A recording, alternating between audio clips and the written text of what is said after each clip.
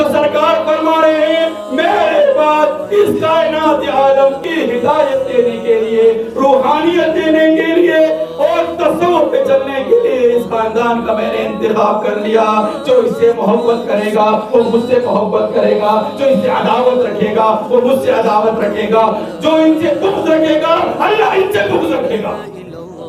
یہ بدلتا اور یہ انتخاب ابھی کا نہیں ہے، یہ سرکار نے فرمایا۔ ایک تعبیر، ایک ضخیم کتاب ایک بندے نے لکھی، اسے لکھا کہ بھائی جب حضرت نوح علیہ السلام نے کشتی بنائی، اس کشتی کے اوپر ایک تختی لگی ہوئی تھی، اس تختی کے اوپر پنجتن پاک کا نام موجود تھا۔ یہ بغیر تحقیق کی بات نہیں کرتا، اس کے اوپر تحقیق ہوئی، جب یہ کشتی بنی خوب سال تحقیق سے لگے اس کی زبان سمجھنے کے لیے، اور تحقیق کرنے والے کو دیکھ لیا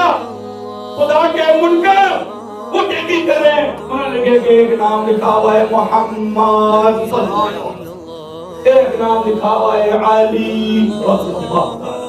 ایک نام لکھا ہوا ہے فاطمہ رضی اللہ عنہ، ایک نام لکھا ہے حسن رضی اللہ عنہ،